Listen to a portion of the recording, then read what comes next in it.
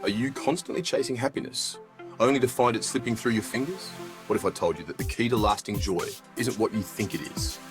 Join me on a mind-bending journey as we uncover the hidden truth about happiness that most people never realize.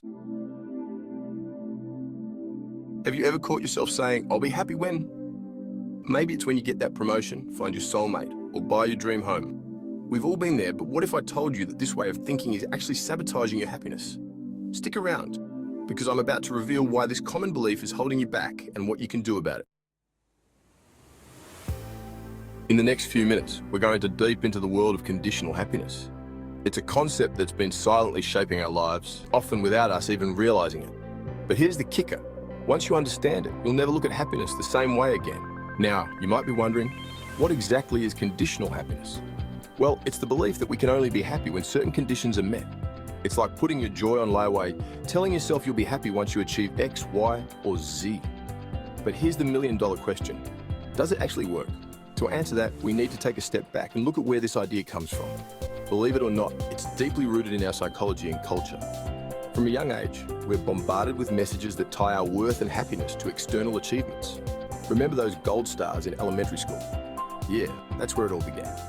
But here's where things get really interesting.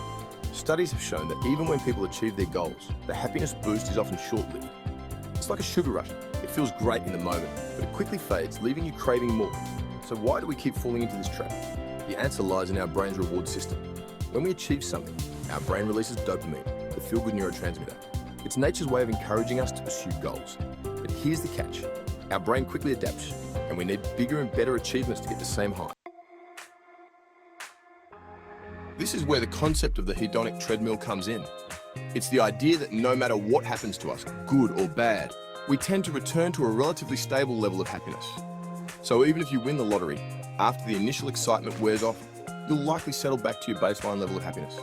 But don't worry, it's not all doom and gloom. Understanding this cycle is the first step to breaking free from it. And that's exactly what we're going to explore next. Now you might be thinking, okay, but if conditional happiness doesn't work, what does? Well, that's where things get really exciting. We're about to dive into the world of unconditional happiness, a state of joy that isn't dependent on external circumstances. Imagine waking up every day feeling content and at peace, regardless of what's happening in your life. Sounds too good to be true, right? But here's the thing. It's not only possible, but it's also backed by science. Research in positive psychology has shown that people who practice gratitude, mindfulness, and self-compassion tend to have higher levels of overall life satisfaction. These practices help shift our focus from what we lack to what we already have, creating a sense of abundance and contentment. But here's where it gets really interesting. Studies have found that people who cultivate unconditional happiness are actually more likely to achieve their goals. It's like a secret superpower. When you're not constantly chasing happiness, you're free to pursue your passions without the weight of expectations. Now I know what you're thinking. This all sounds great, but how do I actually do it? Don't worry, I've got you covered. In the next section, we're going to dive into practical strategies you can use to cultivate unconditional happiness in your own life. But before we do that, I want to share a personal story that really illustrates the power of this shift in thinking. All right, now it's time to get practical. Here are 3 powerful strategies you can start using today to cultivate unconditional happiness. 1. Practice gratitude. Take a few minutes each day to write down 3 things you're grateful for. This simple practice can rewire your brain to focus on the positive aspects of your life. 2. Cultivate mindfulness. Learn to be present in the moment without judgment. This can help you appreciate the small joys in life that you might otherwise overlook. 3. Develop self-compassion. Treat yourself with the same kindness and understanding you'd offer a good friend. This can help you navigate life's ups and downs with greater resilience. Now, I know what you might be thinking. This all sounds great, but is it really possible to be happy all the time? And that's a great question. The truth is, unconditional happiness doesn't mean you'll never feel negative emotions. It's about developing a baseline of contentment that allows you to navigate life's challenges with greater ease. Think of it like this: conditional happiness is like building your house on sand. It's unstable and easily washed away. Unconditional happiness, on the other hand, is like building your house on solid rock.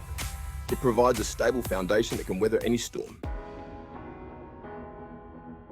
As we wrap up, I want to leave you with a challenge. For the next week, try to catch yourself whenever you think, I'll be happy when. Instead, ask yourself, how can I find joy in this moment? You might be surprised at what you discover. Remember, happiness isn't a destination, it's a journey. And the beautiful thing is that journey starts right here, right now. You don't need to wait for anything or anyone to give you permission to be happy. You have everything you need within you. So what do you think? Are you ready to break free from the cycle of conditional happiness and embrace a more fulfilling way of living? Let me know in the comments below. And if you found this video helpful, don't forget to like and subscribe for more insights on living your best life. Until next time, remember, your happiness is not conditional. It's a choice you make moment by moment. Choose wisely.